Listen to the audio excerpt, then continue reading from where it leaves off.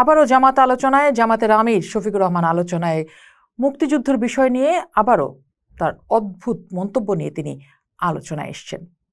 তিনি ক্ষমা চেয়েছেন তাদের বা তার দলের কৃতকর্মের জন্য। তিনি বলেছেন যদি কোনো কিছু ঘটে থাকে সেজন্য তারা ক্ষমা চাইবেন। সেই আলোচনাটা নিয়েই আমরা আলোচনা করতে চাই। আমাদের সাথে রয়েছেন আরিফ রহমান। আরিফ, জামাত ইসলামের আমির ডক্টর শফিকুর রহমান বলেছেন শুধু ৭১ নয়, ১৯৪৭ সাল থেকে শুরু করে আজ পর্যন্ত তাদের দ্বারা যত মানুষ কষ্ট পেয়েছেন এবং কেউ যদি ক্ষতিগ্রস্ত হয়ে থাকেন, আমি পুরো বক্তব্যে না যাই, কেউ যদি ক্ষতিগ্রস্ত হয়ে থাকেন, এই যে যদি ক্ষতিগ্রস্ত, এই জায়গাটাতেই আপনার কাছে প্রশ্ন। আপনি একটা গবেষণার কাজ করেছেন, বেশ লম্বা সময় আপনি মাঠে থেকেই সেই গবেষণাটি করেছেন, মুক্তিযুদ্ধ নিয়ে, স্বাধীনতা নিয়ে, শহীদদেরকে নিয়ে। যদি ক্ষতিগ্রস্ত শব্দটার ব্যাপ্তি আসলে কতখানি ছিল? আপনার সেই গবেষণায় আসলে কি উঠে এসেছিল? আসলে কি ক্ষতিগ্রস্ত ছিল লোক? আসলে এইটা খুবই আমি ঠিক জানি না যে এইটা কি ধরনের উত্তর হইতে পারে একটা প্রশ্নের, জামাতের আমির সাহেবের, যে উনি যে কথাটা বলতে চাচ্ছেন যে ১৯৭১ সালের কথা বলেন নাই, যেটা আপনি বললেন যে ৪৭ থেকে শুরু করে এখন পর্যন্ত যদি কিছু হয়ে থাকে তাইলে ওটার জন্য আমি সরি। এটা এক ধরনের একটা কি বলবো এটারে, যে আপনি সবসময় সবকিছুর জন্য দুঃখ প্রকাশ করতে পারেন আর কি, যে এই ধরনের একটা দুঃখ প্রকাশ। এবং সেটার সাথে সাথে তো উনি ওখানেও থামেন নাই, উনি আরো বলছেন যে এখন যেটাকে সত্য মনে হচ্ছে ইতিহাসে সেটা ঘুরে যেতে পারে, এরকম। জামাতের প্রসঙ্গে তো সবচেয়ে বড় গণহত্যাটার আপনি হয়তো জেনে থাকবেন যে জামাতের বিরুদ্ধে কিন্তু শুধু ৭১-এর গণহত্যা না, এছাড়াও আরো ২-১টা গণহত্যার অভিযোগ কিন্তু আছে। পাকিস্তানে সংগঠিত আহমদি গণহত্যার ঘটনায় জামাতের জড়িত থাকার কথা আছে।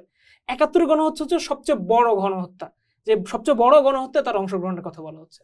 এবার ১৯৭১ সালের গণহত্যাটাতে যদি আমরা একটু বিশ্লেষণ করার চেষ্টা করি, আমরা দেখব যে এই গণহত্যাটায় যারা এই গণহত্যাটা সংগঠন করছে সেটা হচ্ছে মূলত প্রধানত পাকিস্তান আর্মি। এবার এই পাকিস্তান আর্মির সাথে সহযোগীর ভূমিকা পালন করছে আল বদর, রাজাকার, আল শামস ইত্যাদি। তো এই সহযোগী বলতে আমরা কি বুঝি সেখানেও কিন্তু আবার একটা ক্লাসিফিকেশন আছে। যদি আমরা একেবারে দৌড়ে দৌড়ে বিশ্লেষণ করতে চাই, আমরা সহযোগী বলতে আমাদের এখানে পপুলার ন্যারেটিভে মনে করা হয় যে আচ্ছা রাস্তা দেখে চিনে নিয়ে গেল এরকম সহযোগী, বা হচ্ছে যে কি যে বলে দিল এখানে আছে ওখানে আছে এরকম সহযোগী, কিন্তু মূল কিলিংটা সে করে না এরকম দেখা হচ্ছে। কিন্তু পাকিস্তানি বিভিন্ন ডকুমেন্ট বা মুক্তিযুদ্ধের পরে যেসব নথিপত্রগুলো উদ্ধার করা হয়েছে সেখানেও দেখা যায় যে কি আল বদর, আল শামসের মতো সংগঠনগুলা তারা কিন্তু বেতনভুক্ত কর্মচারী হিসেবে পাকিস্তান আর্মির সাথে কাজ করছে।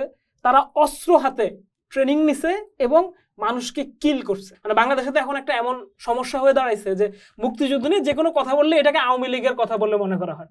সেজন্য আমি একটু টাইমস ম্যাগাজিনে যদি যাই, ১৯৭১ আগস্ট মাসের ২ তারিখে তারা বলতেছে যে পাকিস্তান সেনা এবং স্থানীয় জামাত সমর্থিত বাহিনী গণহত্যা পরিচালনা করছে। আমরা যদি সানডে টাইমস দেখি যে অ্যান্থনি মাসখানাস যে ১৩ জুন ১৯৭১ সালে বাংলাদেশে যে জেনোসাইড শুরু হয়েছে, এটা নিয়ে যে জেনোসাইড শিরোনামের প্রবন্ধটা প্রকাশিত হইল, সেখানে রাজাকার আল বদর যে প্ল্যান্ড টেরর করতেছে সরাসরি রাজাকার আল বদরদের উল্লেখ করা হইতেছে। আমরা যদি ৬ এপ্রিল ১৯৭১ সালে এই মার্কিন কনসুল যে ছিল বাংলাদেশে তখন, আর্চার ব্লাডের ব্লাড টেলিগ্রাম দেখি, সেখানেও আমরা দেখব যে কি জামাতের অংশগ্রহণ, জামাতকে সিস্টেমেটিক ভাবে পাকিস্তান আর্মির সাথে কোলাবোরেশন করছে কিল করতে। কোনোভাবেই জামাতের আমির এখন যেভাবে বলতে চাচ্ছেন যে নো আমরা তো একটা পজিশন নিছি এবং ইতিহাসের পজিশন পরিবর্তন হয়, কথাটা হচ্ছে যে কি আপনি যদি কাউকে কিল করেন এটা একটা ফৌজদারি অপরাধ। এইটা ভূখণ্ড নির্বিশেষে আপনার যে কোনো সময় এটার জন্য আপনি ট্রাইড হইতে পারেন। সো ইন্টারন্যাশনালি রিকগনাইজ পত্রপত্রিকাগুলোতে মার্কিন সমর্থিত দলিলের ভিতরে জামাতের উল্লেখ পাওয়া যেতেছে। এবার এইখানে যদি আমরা আরেকটা জিনিস দেখতে চাই, আমি পুরোপুরি এই আলাপটা থেকে যে আপনি এখানে যাওয়ার আগে একটা এই যে আপনি যেটা বলেন যে ফৌজদারি হত্যা তো ফৌজদারি মামলা আসলে, সো সেখানে বিচার না হলে ক্ষমা হয় কিনা সেটা একটু কথা বলতে চাই। বিচারের আগে সেখানে ক্ষমা কিভাবে চাওয়া যায়? আমরা যদি এখানে তো আসলে আমাদেরকে ২টা ধাপে বিষয়টাকে বুঝতে হয়। যে আমরা যদি মনে করি যে জামাতের আমির আসলে ক্ষমা চাইছেন, যেটা আমাদের এখনকার সোশ্যাল মিডিয়াতে আমরা এই আলাপটা করতে চাই যে আচ্ছা এর ক্ষমা হয়ে গেছে, যেহেতু ক্ষমা চাইলো ক্ষমা হয়ে গেছে, আমরা যদি ট্রানজিশনাল জাস্টিস বিষয় শব্দটা সম্পর্কে জানি, যে একটা ঘটনাতে আপনি ক্ষমা চাইতে পারেন, ক্ষমা চাইলে কি বিষয়টা ডিজলভ হয় কিনা সেটা কিন্তু আরেকটা আলাপ। তো জাতিসংঘ নির্দেশিত ট্রানজিশনাল জাস্টিসের 4টা ধাপ আছে। প্রথম ধাপ হচ্ছে ট্রুথ সিকিং। যদিও জামাতের আমিরের এই বক্তব্যকে বিভিন্নভাবে ইন্টারপ্রেট করার সুযোগ আছে, উনি 71কে স্পেসিফাই করে নাই, উনি বলছেন যে কি ইতিহাস ঘুরে যেতে পারে, তারপরও ক্ষমা চাইছেন উনি। আমি ক্ষমা শব্দটাকে প্রাধান্য দিয়ে আমি রাজনীতিকভাবে জিনিসটাকে না নিয়ে যদি দেখি, তাহলে আমি বুঝবো যে কি যে 4টা ধাপের ট্রুথ সিকিং ধাপটা সম্পন্ন হয়েছে। কিন্তু এরপরে যে ক্রিমিনাল অ্যাকাউন্টেবিলিটি, সেটা তো ক্লিয়ার হয় নাই এখনো। কারণ জামাতে ইসলামের এখন যে পার্টি লিটারেচার গুলা, সেই পার্টি লিটারেচার কি গোলাম আজম নাই, মতিউর রহমান নিজামী নাই, সে কি ওই পার্টি লিটারেচারকে সংশোধন করতেছে? যদি না করে তাইলে তো সে অ্যাকাউন্টেবিলিটি থেকে বঞ্চিত হইল। মানে গোলাম আজম যে সরাসরি বাংলাদেশের বিরোধিতা করতেছে, এখানে প্ল্যান করতেছে হত্যাকাণ্ডের, তো সেই তাকে রেখেই তো সে এই পার্টিটাকে চালাচ্ছে। তারপর আমরা দেখবো যে রিপারেশনের কথা বলতেছি আমরা, যে যেই ক্ষতি হয়েছে যাদের, তাদেরকে ক্ষতিপূরণ দিছে সে। এই ক্ষতিপূরণ যদি না দেয়, শুধু মুখের ক্ষমা থেকে তার চিরা ভিজবে কিনা। এরপরে হচ্ছে যে কি ইনস্টিটিউশনাল রিফর্ম, যেই কারণে নৎসি পার্টিকে নিষিদ্ধ করতে হয়। নৎসিও তো ক্ষমা চাইছিল, ক্ষমা চাইলে কি তার পার্টি বেঁচে গেছে কিনা? তাইলে সে যদি, আমরা যদি মনে করি যে কি এটা একটা শুভ আরম্ভ, আমরা আমাদের অনেক ঘৃণা ক্লেদকে ছেড়ে মনে করলাম যে জামাতের এটা শুরু, তাহলে পরবর্তী ধাপগুলোকে এবার উন্মোচন করতে হবে। তাদেরকে যে সরাসরি অপরাধ করে সেটা বিচার করতে হবে, সে অ্যাকাউন্টেবিলিটি নিতে হবে, যাদেরকে ক্ষতি করছে সেটা ক্ষতিপূরণ দিতে হবে, এবং ইনস্টিটিউশনাল রিফর্ম করতে হবে। তার পার্টি লিটারেচারে যে টেক্সটগুলো আছে সেই টেক্সট সংশোধন করতে হবে, এই বিষয়গুলোকে। আপনার কথাতে তো এসছেই, কারণ এটি আসলে শফিকুর রহমান নিজেই তার বক্তব্যে বলেছেন যে আজকে যেটাকে ভুল বলা হচ্ছে সেটাই হয়তো আগামীকাল সবচেয়ে বড় সঠিক হয়ে উঠবে। কিন্তু মুক্তিযুদ্ধের ইতিহাস নিয়ে আসলে বা মুক্তিযুদ্ধকে নিয়ে আসলে কি এই ধরনের কথার সুযোগ আছে কোনোভাবে? সেজন্য আমি ফিরে যেতে চাই 2010 সালের পাকিস্তানে। আপনি জানেন যে জামাত ইসলামী কিন্তু একটা ইন্টারন্যাশনাল অর্গানাইজেশন।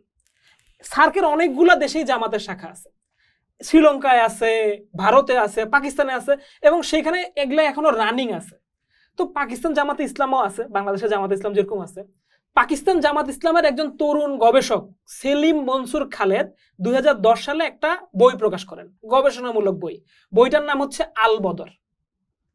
তো এই বইটা লেখার জন্য উনি বাংলাদেশে আসছিলেন, এসে বাংলাদেশের প্রান্তিক পর্যায়ের আল বদরদের সাথে কথা বলছেন, তথ্য সংগ্রহ করছেন, নিজের দেশে ফিরে গেছেন, অ্যানালাইজ করে একটা চমৎকার বই দাঁড়া করেছেন। এই বইটার মূল বিষয়বস্তুটা কি? বিষয়বস্তু হচ্ছে 1971 সালে জামাতের যে অত্যন্ত আবেগের সাথে তারা একটা সংগ্রামে লিপ্ত হয়েছিল, সেই সংগ্রামের ইতিহাস দেখে যে পাকিস্তানের নতুন প্রজন্ম যাতে জামাত ইসলামে যোগদান করে। এখন আপনি দেখবেন বাংলাদেশে জামাত সবসময় আল বদরের সাথে তার সংশ্লিষ্টতাকে নালিফাই করে, বলে যে সে সেটা করে নাই, ছাত্র সংঘকে সে বলে যে কি আমি এটা করি না ইত্যাদি। কিন্তু পাকিস্তান জামাত ইসলামীর এই তরুণ সংগঠক সেলিম মনসুর খালেদের বই যদি আমি পড়ি, আমি সেখানে দেখতে পাই এই আলী হাসান মোহাম্মদ মুজাহিদ যে প্রধান আল বদরের, সেটার উল্লেখ আছে। তো আমরা যদি এই সেলিম মনসুর খালেদের আল বদর বইটাতে দেখি, একদম শেষে যে 16 ডিসেম্বর বাংলাদেশ স্বাধীন হইল যখন, তো সেই সময়টাতে আল বদরদের পজিশন কি ছিল এই জিনিসটা বোঝা দরকার। তো আমাদের দেশের হিস্ট্রি থেকে তো আমরা জানি যে আল বদর হত্যা করছে, গণহত্যা করছে, লাশ গুম করছে, বস্তা ভর্তি চোখ পাওয়া গেছে মোহাম্মদপুর ফিজিক্যাল ট্রেনিং সেন্টারে। আল বদরের সেলিম মনসুর খালেদের বইতেও আমরা দেখি যে মোহাম্মদপুর ফিজিক্যাল ট্রেনিং সেন্টারে আল বদরের সমস্ত নেতাকর্মীরা একত্রিত হয়েছে, তারা এখন বিদায় নিবে কি দেশ থেকে পালাবে। সেখানে আল বদরের যে প্রধান মুজাহিদ বলতেছে যে প্রত্যেকে পরস্পরকে নিজেদেরকে দেখে নাও, আল বদর নেতারা পরস্পরকে দেখে নাও যে এই পাকিস্তানি বাহিনী আজকে আত্মসমর্পণ করছে, কিন্তু আমরা জামাতে ইসলামের কর্মীরা আমরা কখনো আত্মসমর্পণ করি না, আমরা এই যুদ্ধ চালায় যাব, তোমরা এখন হিজরত করে বিভিন্ন দেশে, আবার আমরা একত্রিত হব। তো তার যে এই পরিকল্পনা মনসুর খালেদ বলতেছে যে জামাতের নেতাদেরকে যে আসো ওই পরিকল্পনার প্ল্যানে আমরা আবার একত্রিত হই। তো সেই পরিকল্পনাই কিন্তু এখনো পর্যন্ত সে বাস্তবায়ন করে যাচ্ছে। তাইলে আমাদেরকে যে জিনিসটা বুঝতে হবে যে Jamaat Islami as a international organisation, তার যে 71-এ ভূমিকা, সেই ভূমিকার উপরে সে তার অন্য একটা দেশের টেক্সট নির্মাণ করতেছে। এইখানে এসে সে বলতেছে যে কি যে না, এটা তো আসলে ইতিহাস অন্যরকম হতে পারে ইত্যাদি, কিন্তু সে কিন্তু নিজে খুব সার্টেইন এইখানে। ফলে এইটাতে আপনি যে কোনো পক্ষ থেকে এই ইতিহাসকে যদি বিশ্লেষণ করেন, আপনি দেখবেন যে জামাতের যে এখানে সরাসরি হত্যাকাণ্ড, খুন, ধর্ষণ, গণহত্যার মতো ঘটনার সাথে তার সংশ্লিষ্টতা তার নিজের জবানে বারবার করে উঠে আসছে। আচ্ছা, এখানে যদি আমি একটা জিনিস বলি আরিফ, সেটা হচ্ছে যে এই যে উনি ক্ষমা চাইলেন, এটা কি আসলে দলের ক্ষমা না ব্যক্তি ক্ষমা?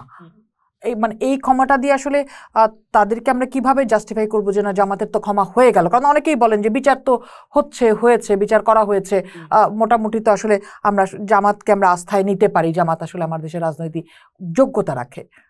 আমাদেরকে আসলে দেখতে হবে যে একটা পার্টি, মানে আমরা যদি একদম নিরপেক্ষভাবে চিন্তা করি, যে একটা পার্টি যদি তার লিটারেচারকে সংশোধন না করে, এজ এ পার্টিও যদি আমি মনে করি, মানে আমরা অনেকগুলো ছাড় দিয়ে চিন্তা করতেছি, জামাতের আমির এজ এ পার্টি লিডারও যদি এটা বলে থাকে, তাইলে তার যে পার্টি রিফরমেশন ডিমান্ড করে এই কথাকে অ্যাকনলেজ করার জন্য, তার কি সেটার কোনো আগ্রহ বা কোনো কারণ কি আমরা দেখতে পাই?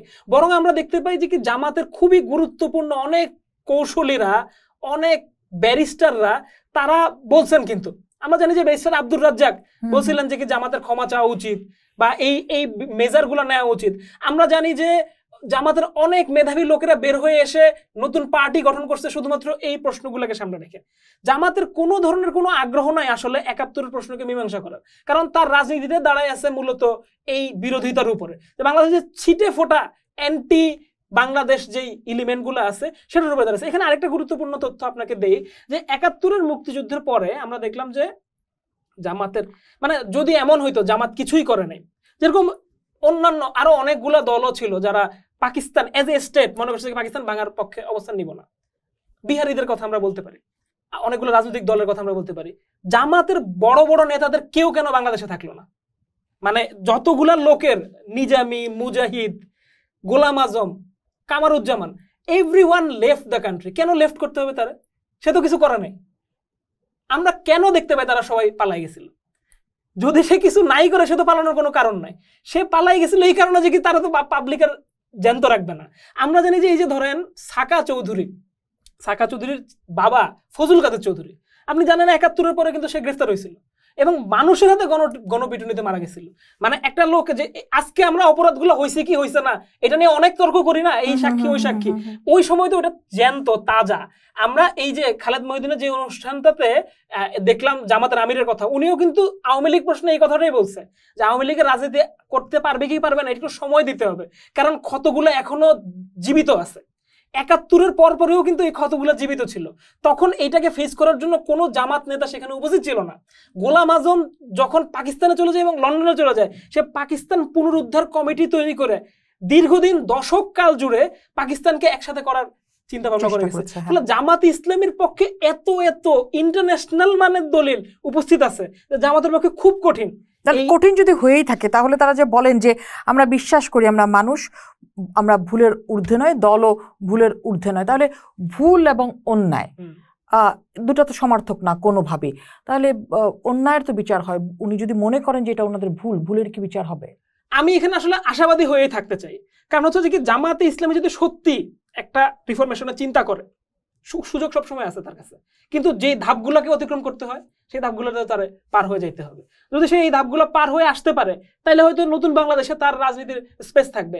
কিন্তু ৭১ ইস্যুকে পাশ কাটায় গিয়ে আবার সামনের দিকে আগায় যাবে, এইটার মনে হয় খুব একটা সুযোগ বাংলাদেশে কখনোই হবে না। আপনি আশাবাদী, সেই আশা আমরাও রাখতে চাই, কিন্তু বিচারের মুখোমুখি নিশ্চয়ই তাদেরকে হতে হবে।